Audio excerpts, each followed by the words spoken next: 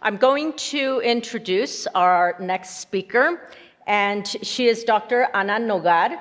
She's professor of Hispanic Southwest Studies at the University of New Mexico.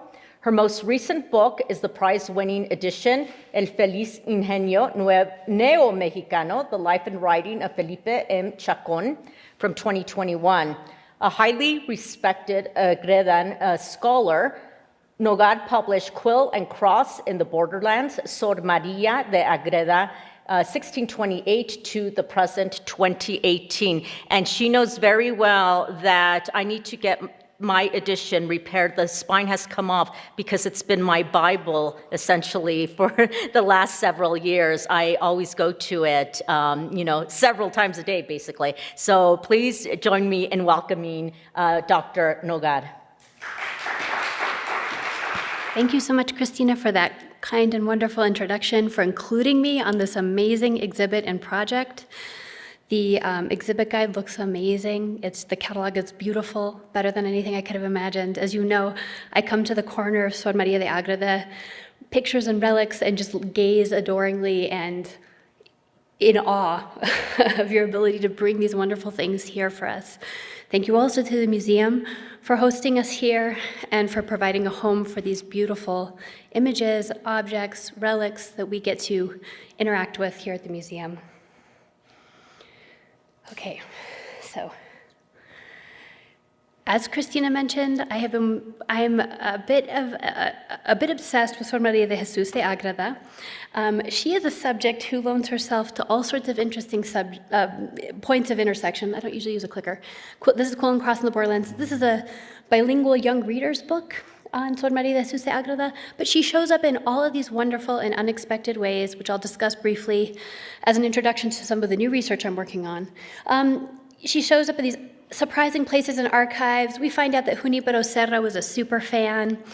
And over here, Gender in the American West, is an article where I pull out of the footnotes of all sorts of Anglophone historical sources where they disregard Sor Maria de Jesus de Agreda as a legitimate writer, to explain how she gets written out of the historical record in Anglophone historical studies up until recent days. So, as Christina alluded to in her wonderful introduction last night, we have this idea of Sor Maria de Jesus de Agreda that's particularly relevant to New Mexico, particularly relevant to where we are today, and it generally pertains to this concept of her as a mystical missionary who traveled in some sort of spiritual fashion, or perhaps carried by angels, or perhaps through projections, to the American Southwest, which in this image, it sort of shows Baja California and Sonora, in advance of Franciscan missionaries to convert Native people in New Mexico. So when I say received narrative, this narrative comes through folklore here in New Mexico. We have a well-known alabado, which clearly references Sor Maria de Jesus de Agreda, but doesn't actually talk about this. It talks about something else that's very important about her. And there's a number of historical sources, especially from the early 20th century, the work of the Quivira Society, that examine her in this particular manner. Now, this image is an excerpt of a larger mural from the dining room of the former St. Catherine's Indian School, which is here in Santa Fe. This is just a little part of it. In the middle is Our Lady of Guadalupe, and then scenes of conversion from throughout the Americas. Here you can see here's Junipero Serra. You can't see him too well. And this is Eusebio Quino. In relations from both of their mission fields, they discuss the presence of Sor Maria de Jesus de Agreda in the places where they were sent to conduct mission work, which is why they're included in this image. Here you can see sort of an idea of what might look sort of like Taos Pueblo. This image captures well the idea of Sor Maria de Jesus de Agreda in Mexico as a proto-missionary. And this was published in 1970. It's called the Tanto que se sacó de una carta. It is an excerpt of a letter, un tanto que se sacó de una carta, in which Maria de Jesus de Agreda in 1631 confirms with Fray Alonso de Benavides, then the custos of New Mexico, that she traveled to New Mexico to convert Native people This particular printing says, La Venerable Madre de Jesús de Ágreda predicando a los chichimecos del Nuevo Mexico. So clearly, there's no chichimecos here. The chichimecos here represent an idea of people who were indigenous people who remained to be converted. But by the time this was published in 1730, it had already circulated very widely in manuscript form in the Franciscan order from about 1680 through this time. And this is one of 3 printings that are carried out in Mexico that describe her in this particular facet of the many things that she accomplished. And so when I started out on my research, this was the Sor Maria that I was looking for. But something that began to emerge in the course of this research was this idea of her as a writer. And what had been missing in studies of Sor Maria de Jesús de Ágreda in the Americas was the idea of her as a writer, and that you should take her as a writer seriously, because regardless of the content of her writing, and she wrote a great deal, people were reading her. They were reading her a lot, and as we see today, and as I will discuss later, they're reading various items out of the Mystical City of God, which is an autobiography of the Virgin Mary that is dictated to Sor Maria. So this is an image. You all, the art historians in the room, I'm sure would do a much better job than I'm about to do with this picture, which I call a vita in paint. It's in her still existent convent in Ágreda, and it has a central scene with 16 vignettes around it. And each of these vignettes illustrates an important moment from her life. In here you can see she's visiting Native people in New Mexico, indigenous people in New Mexico, and here are the Franciscan friars who then come to baptize these tribes, the Jumano tribe, after they've been catechized. But what really drew my attention when I first saw this image is that this is what's in the middle. The idea that the most important, the thing that is drawing our attention to her as a devotional figure is her writing. And here you can see the Virgin Mary talking to her and telling her this divine biography. This is still part of it. Her travels to New Mexico are part of her overall biography. But in this instance, this is the main show, right? Her as a writer, which was not something that people thought very carefully about, I think, for many years in the context of the Americas. So in the book, I reorient the question about Sor Maria. We think about her very much as a mystical traveler, as a proto-missionary. But what if instead we thought about her as an author and how people read her, and what do they read from her? What are they taking from this writing? So we'll see something super important to me, and possibly my favorite picture in the entire exhibition is this image. Because it's from Mexico, it's a Mexican image that shows her both as a writer. She's featured in many, many images in Mexico, in Peru, and in Spain, where she is standing at a bufete and writing. So the idea of her as an author, capturing that concept of her. And then on top it says, Sor María de Jesús de Ágreda, de edad de 20 años, y de esta predicó a los indios del Nuevo Mexico. So in this image, we have the combination of both things, right? The view of her within Mexico, both as an author and also as a mystical missionary, somebody who traveled to New Mexico. So this for me, this image stands in as a thesis for who she was in the Americas, how she was understood. Not as we receive her, but how she was understood in her time. I should say at this point that in Spain, her work, The Mystical City of God, was originally published in 1670. It was then censured by the Sorbonne. It was on and off the list of prohibited books produced by the Vatican. It was eventually removed from that list of prohibited books. And she had a press. The Franciscan order began advocating for her canonization, her beatification and canonization shortly after her death.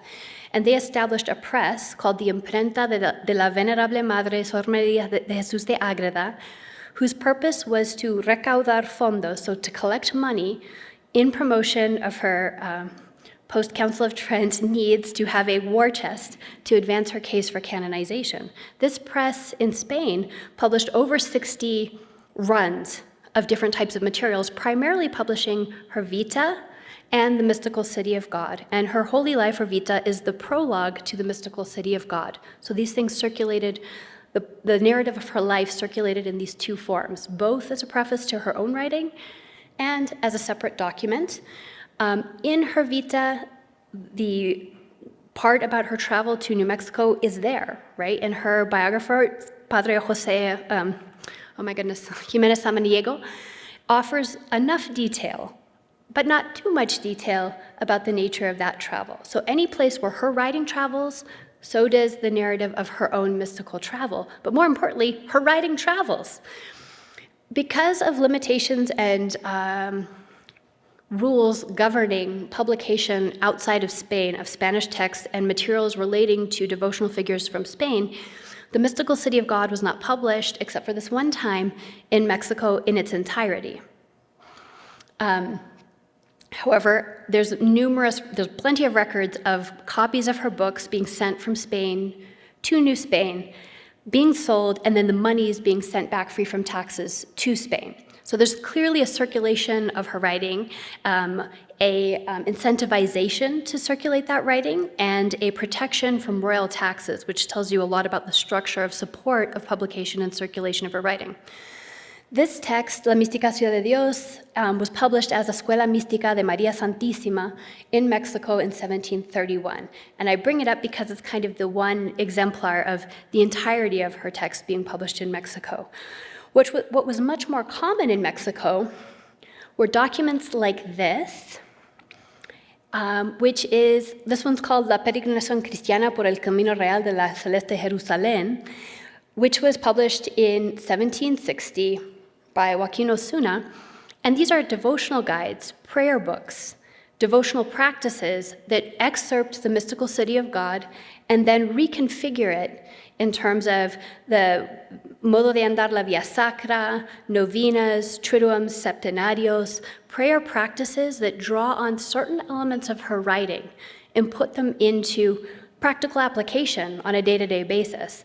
So Derek, this made me think so much of your presentation, the slide with all of the printings, the verdadero retrato de Nuestra Señora de Tepepan, actually draws, the text of that image draws from Sor María de Jesús de Ágreda, the concept of the Immaculate Conception that's built into the mystical city of God, and compares her to James, a local the veneration of a type of local stone, which they use the name of the stone, then they say it means like Hema, and because it's so pure and crystalline, it's like the Virgin Mary in her Immaculate Conception. So there's this sort of syncretic moment that draws from María de Jesús de Ágreda's writing. So I was so excited when I saw that image in your deck. So as we might expect, because Mexican presses published over and over and over again these selections of her writing, not the entire thing again, but parts, special parts of her writing, we see the distribution, the dissemination of ideas that relate to her writing. So there's this gorgeous beauty that's in the collection, that's in the exhibition, which captures some of the fundamental ideas that circulate regarding the mystical city of God, Sor María de Jesús de Ágreda, in Mexico. So we have Cristóbal de Villalpando's La Mística Jerusalén. You can see, you probably can't see, but right here it says Mística Ciudad de Dios. And it alludes to Augustine's city of God, the idea of the walled city, the enclosed city. We have here María de Jesús de Ágreda, John the Evangelist, you can see his eagle is right there. And then the Virgin of the Immaculate Conception, who is sort of draws from certain ideas of the Virgin of the Apocalypse, which is why in a lot of this iconography we see St. John the Evangelist as the author of the Virgin of the Apocalypse, or who gives us that description. So this configuration we see repeated many times in artwork in New Spain, and I'll show a few examples. And again, many thanks to Christina for having originally shared this image with me, as well as the Tepoztlan one. And sometimes this figure, St. John the Evangelist, gets swapped out, and we get Duns Scotus, the Franciscan medieval doctor, I think he's a doctor of the church, I don't know, Blessed Duns Scotus, who advanced the idea of the Immaculate Conception in opposition to Dominican ideas, Thomistic ideas that the Immaculate Conception should not be Catholic theology. This should not be dogma, that it should remain, or I'm not actually sure what the end game was there, but that it should not become church dogma. Duns Scotus, in contrast, advocated the idea that God could make Mary free from immaculate sin, that it was correct to do so, and therefore he did it.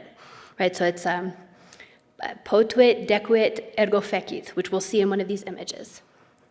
So this is sort of a way in which her writing shows up in New Spanish imagery on the basis of her writing, as you can see here with her quill. We see this in the Franciscan context, especially in the colleges of propaganda fide. This one is wonderful in particular because we see here Sor Maria. It says Tota pulcra es Maria, so again referring to the Immaculate Conception theology. We have here Duns Scotus, and with his little saying right here, his 5 words supporting the Immaculate Conception. And then here's St. Francis as the Atlas Seraphicus with the three areas of the Franciscan order, the Franciscans, the Poor Clares, and the Tertiaries, who are lay people who take vows within the Franciscan order. So this is where I wanted to dialogue just a tiny bit with Cesar and your Francisco de los Frutos argument. I want to argue that that little book he has in his hand is a mystical city of God. He was a devotee, as well as were many of the other Franciscans in the propaganda fide colleges who really advanced it. So we can chat whether he's singing or he's doing his devotional practices according to the mystical city of God.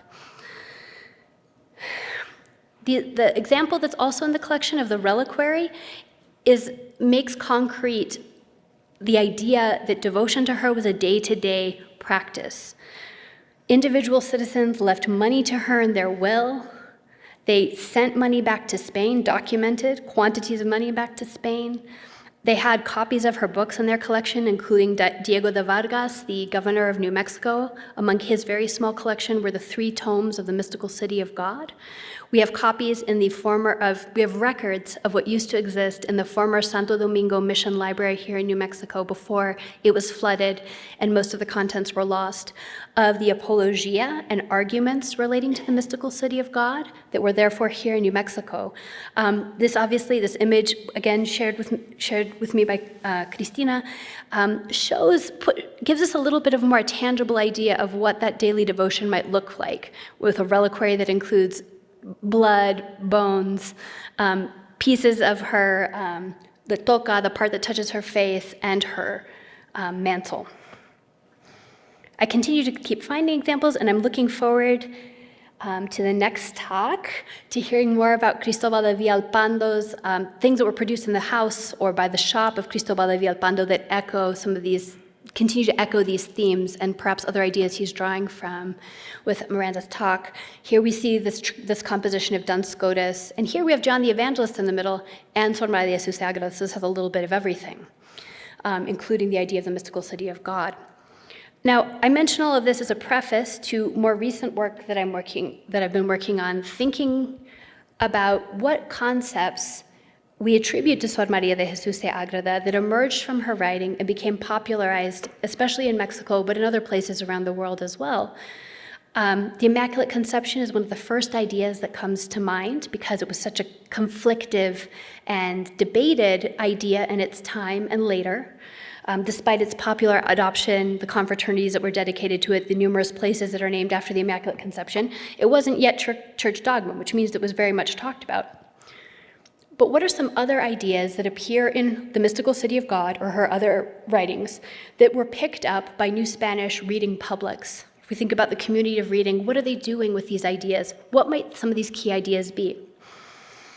So I wanted to take a quick look at some interesting materials that might provide some insight to this.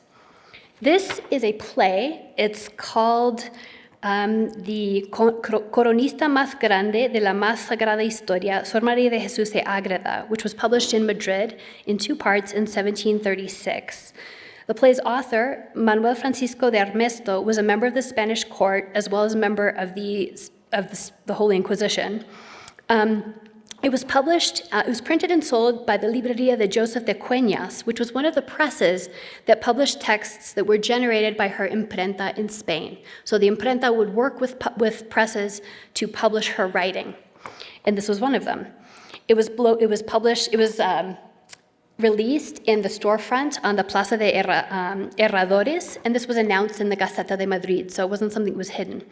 If this play was performed, its production was not recorded, and it probably wasn't performed because the tramoya, which are these elaborate set pieces, were very complicated. Comedias de Santos were generally not performed for big audiences, but the approbation for the play, which is offered by Antonio T.S. Acevedo, confirms that the play had met expectations for structure and content in a work, and that it was the doctrinal aim was reiterated through its affirmation that the word did not relate any such element in opposition to our holy faith and good practices, even as it connected with popular audiences to which it was directed.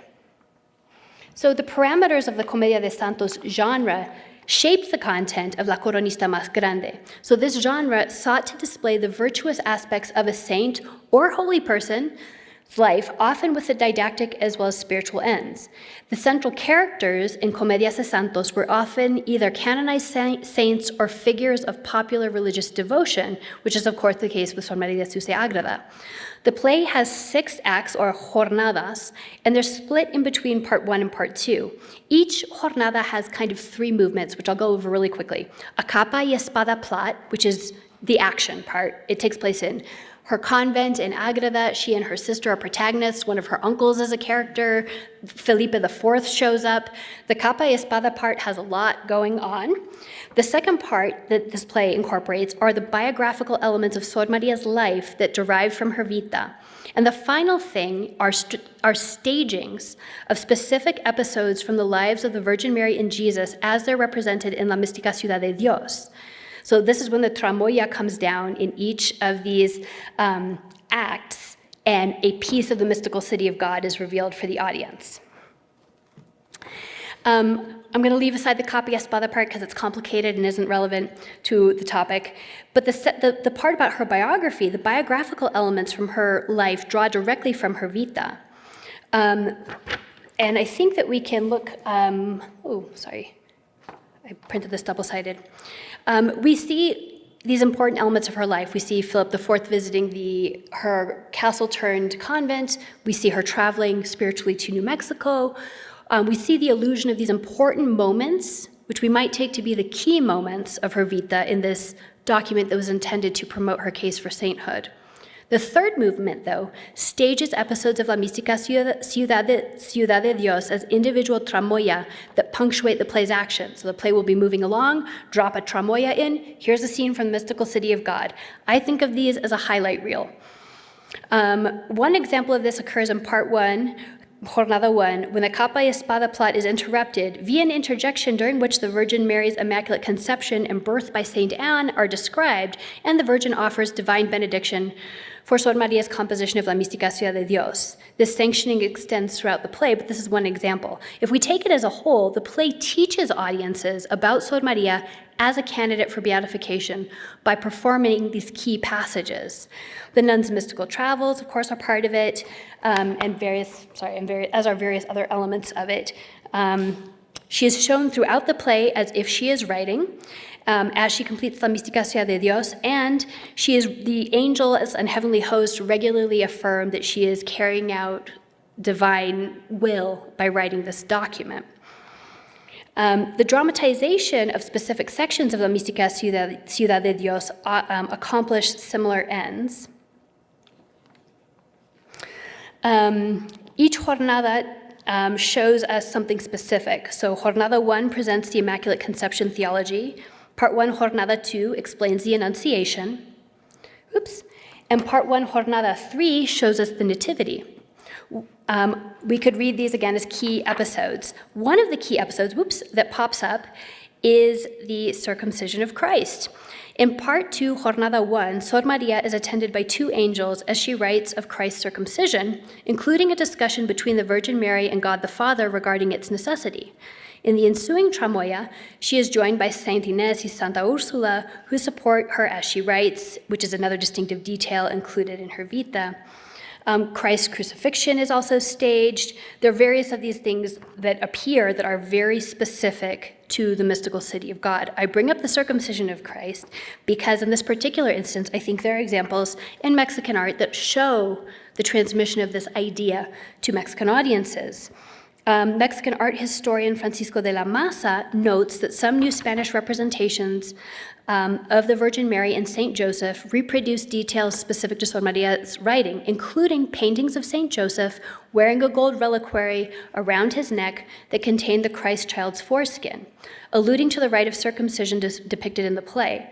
Two works of New Spanish art represent scenes of the Nativity, paralleling that in La Coronista Más Grande, José Rodríguez Carnero's La Adoración de los Pastores, and Miguel de Cabrera's Adoración. The Carneros piece includes figures Santa Ana, Saint Joachim, Elizabeth and Zacharias, and the archangels Michael and Gabriel, as well as shepherds. These figures are detailed specifically in the Nativity described in La Mística Ciudad de Dios. While La Coronista Más Grande is unlikely the direct source for these and other interpretations of La Mística Ciudad de Dios, the play seems to signal which biographical, apocryphal, and theological concepts were popularized in relationship to Sor Maria's canonization and to the ongoing interpretation of her writing. And I think I'm already getting a little bit short on time, but I do want to mention this other aspect where we might consider how we would find the footsteps of Sor Maria's reading in New Spain, in the internalization and beyond, in the internalization of her writing. There are certain ideas related to Saint Joseph that are expressed in La Mística Ciudad de Dios, specifically 7 divine privileges granted to him, one of which involves the petitioning for a happy death or a feliz tránsito. These were definitely interpreted and re-rendered by a worldwide audience. St. Joseph's life is presented in the context of the Virgin Mary's biography, and it provides lots of details about his life that are not found in other texts, these sort of exegetic episodes. Marian publications on prayers, dispositions, and prayers relating to St. Joseph help locate where his biographical materials are located in La Mística Ciudad de Dios. According to these publications, St. Joseph's Feliz Tránsito is related in Part 2, Book 5, and the 7 privileges are Part 2, Book 5, Chapter 16, number 893. As printing records from Mexico and Guatemala reveal, the important matter of St. Joseph's 7 privileges was celebrated in print and practiced from the 18th century onward. The Septenario al gloriosísimo patriarca San José de los 7 privilegios de su patrocinio was one of the most frequently published excerpts of La Mística Ciudad de Dios produced in colonial Mexico. It was published at least 6 times in Mexico between 1726 and 1808, and the example I'm showing you here was commissioned by the oratorians of the Congregation of San Felipe de Neri, which means it was meant to be preached in the streets. In defining St. Joseph's privilege, the Septenario notes that there's much more to say about St. Joseph than even Sor Maria's text can offer, but it outlines the 7 privileges. These are intentions on behalf of which God permits St. Joseph to intercede. They are chastity and the conquest of carnal sensuality, including laziness, the power to leave sinful ways and return to God's love, devotion to the Virgin Mary, a happy death and defense against the devil in the moment of transit, that demons fear on hearing the name of St. Joseph, and to have health in one's bodies and succor in other works, and for a succession of children and families. I mention these because I think we see these same themes expressed in later works of art, and I see that we see them expressed in other prayers, such as this one. If the Septenario was one way in which Agreda, in writing on St. Joseph, shaped devotional practices to St. Joseph in Mexico, another is this novena, the Novena Mensal del Tránsito del Santísimo Patriarca Señor San José, para implorar una buena muerte, con las consideraciones sacadas de la mística Ciudad de Dios.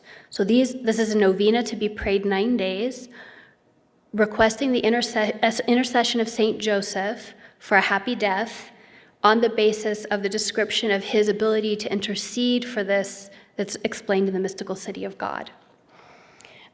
This novena was published at least 4 times in Mexico, and the first edition was released by the Biblioteca Mexicana, saying that the original document was produced in Guatemala. It was published at least 2 times in Guatemala. And the later printings of the novena emerged in 1773 and one in 1831 after Mexican independence for Spain, which gives us an idea of the duration of this particular devotional practice to Saint Joseph, which derives from Sor Maria's writing. A 1793 imprint on the Puebla press of Don Pedro de la Rosa is a reprint of the Mexico City edition, which sort of reflects this movement between Puebla and Mexico City. The very last thing I'm going to say, because I think I've gone over now, is that this conversation about Sor Maria's influence over Josephine devotional practices is not limited to New Spain or Guatemala or Mexico. The Jesuit missionary Constanzo Josefi Besci's Tamil language devotional poem, the Tempavani, which is known in English as the Unfading Garland, is a devotional work written to address the population his mission served near the southeastern Indian town of Manapad. The Tempavani is a Jesuit vision of mission work couched in the life of Saint Joseph. And the source for this work of devotional poetry is the mystical city of God. In the introduction, Besci frames a Tempavani as drawing from the mystical city of God, saying, when the girl, Agreda, and the mother, the Virgin Mary, were together, the mother related the ancient story of her flawless husband, Joseph. Tell others the things that I told you, and everyone, so that everyone can hear them. With courage, the girl wrote down all she had been told. And Besci frames that this is the source material for this, and yet another language of interpretation of Sor Maria de Sousa's writing. Thank you very much. Thank you. It was an awesome talk, and it was great to hear so much about something that I knew a little bit about, and now I know a lot more. I'm actually hoping you can peel back a little bit of the methods that are required for you to track down some of these from source materials from one to the next. And if you could just tell us a little bit about what it's been like to be a person on the trail of the sort of like tracking the influence of her writings. So is it the case that you are sort of like having to compare one text to the other, finding sources and tracking it down? In particular, I was moved by this idea that they were pulling out chunks in with this sort of like this sort of colonial sampling culture, right? And so I'm just curious to hear a little bit more about what it means for you to work sort of like trying to track down these chains of text that are reproduced with differences and what it's like to work in that way. Maybe I'll just yell. Is it okay if I just yell? No, okay. So as I hope was evident, there were materials that both Ray and Christina shared with me that come from visual culture, which I'm 100% certain I would have never, ever found on my own. So I'm always grateful for the generous collaboration of my colleagues, because there are things that that have found themselves in my direction because people have been kind and have shared them with me. Regarding the bibliographic search, that was, it's always a little bit of a wild and woolly adventure out there. It helped to be able to use search tools like WorldCat. So I initially would look for things thinking I was going to find something, and I absolutely wouldn't, but I would find something else that was really interesting. That's how I found the press in Spain that produced all of this, her writing and other Franciscan writing in support of her case for canonization. So that was just a lot of time combing through bibliographic sources. There's the Jose Toribio Medina's bibliographies of colonial Mexican presses, but the complication is when nobody takes your subject seriously as a writer, she's not indexed. So the ways in which we typically search for authors, or we might go to a repository and target it as a place where we'll for sure find information about a subject, they didn't really work that well because she wasn't being seen in that way, in a way that she was findable. So I would say I spent a lot of time in metadata, playing with metadata, and bringing together a lot of disparate sources and then double checking. So I back checked Toribio Medina against the Sutro collection, microfilm collection of Mexican pamphlets, to see what was really there, how many times it had been reproduced. If I could count, I don't know, if I could count on Medina, I don't know, these are the thoughts that you have when you're working on a project. Is this real?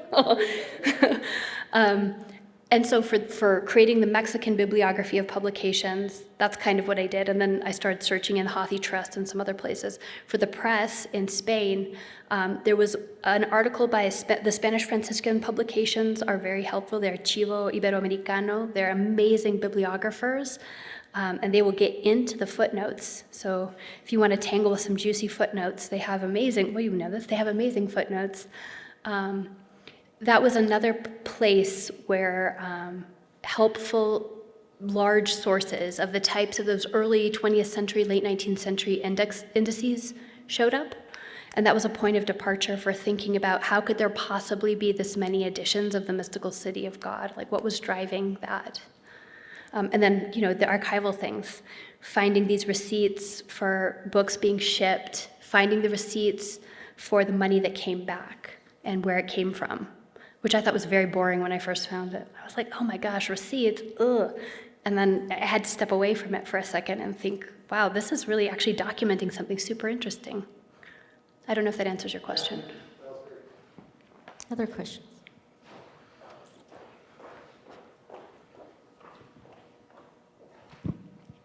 Thank you so much, Christina. I wanted to hear what you thought about what it was like to actually be completely immersed in her literature. As you said, most people don't actually read her writing. She's famous as an author, she's famous as a visionary. But when you actually open the book, spend a lot of time with her prose, what stood out to you as particularly noteworthy? Oh, that's a great question. Okay, first, I'm not the most I haven't read every word of Sor Maria de Jesus de Agreda, not even the mystical city of God, so we should start there. But of the parts I have read, I'm fascinated by this Immaculate Conception argument. I'm fascinated by how somebody like Sor Juana Inés de la Cruz takes theological arguments that she finds in Sor Maria de Agreda and then reworks them. And I think Sor Juana is very internally consistent in the types of messages that she produces, both in her secular writing and in her religious writing. So I personally see her finding like a strong feminist thread or a valuing of the female intellect, both in Sor Maria as a writer, because she appears in the Carta Sor Filotea de la Cruz, but also in terms of how she frames the female subjects within her writing. So that's one thing that I think is very interesting about it. And of course, there's this new edition of the Tratado de la Redondez de la Tierra that just came out, which addresses her as sort of a metaphysical author of spiritual travel books. That's really fascinating, and I'm glad you mentioned that other writing of hers or publication now, because the original manuscript contains pasted in engravings as well. I don't know if you've seen that. Well, maybe it's not the original, right? It's like a copy, but it has like pasted in engravings as well. And I'm thinking about how important the engraved image is for the construction of her sanctity, and not just the frontispiece of, Ciudad Mística, but also in the just image of her at all, and that reliquary is not just illustrating her. I mean, the engraved portrait is a relic in some ways, right? This kind of truth-telling, this printed, estampada, image of her. This is her. And the fact that it's in the center and surrounded by other relics, most of them contact relics, granted, make it very important. Other questions? Yeah, right. One of the first things that kind of struck me, especially when you're talking about the Immaculate Conception, being an art historian, is that the Immaculate Conception becomes a very important image to the Jesuits. And I don't know if you mentioned this or if I missed something, but were there any connections or intersections between the Jesuits and Agreda? Definitely. So the document I cite from India is produced by a Jesuit missionary. And so he had been reading Maria de Jesus de Agreda for him to have produced the Tempavani, since he draws from that text in creating this devotional poem about St. Joseph in this missionary framework. But also, there are Kino, who is a Jesuit, says, I've heard of Sor Maria de Jesús de Ágreda. I don't know all that much about her. But then the lieutenant for his expedition writes like chapter after chapter after chapter about her. So there was some contact there. But within the Jesuit organization, there were arguments written in support of the mystical city of God during this period of time where its theology was being debated or its legitimacy was questioned. And I've seen at least one case in Argentina of copies of the mystical city of God in a Jesuit library.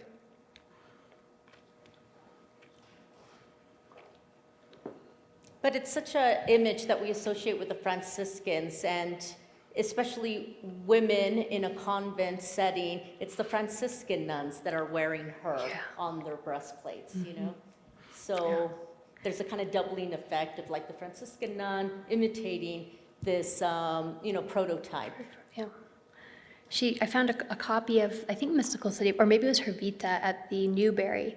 And the engraving on the inside cover, it was from a Mercedarian community. Huh. So that got my wheels turning a little bit, like, were they reading her, or was this a one-off? Where did this come from?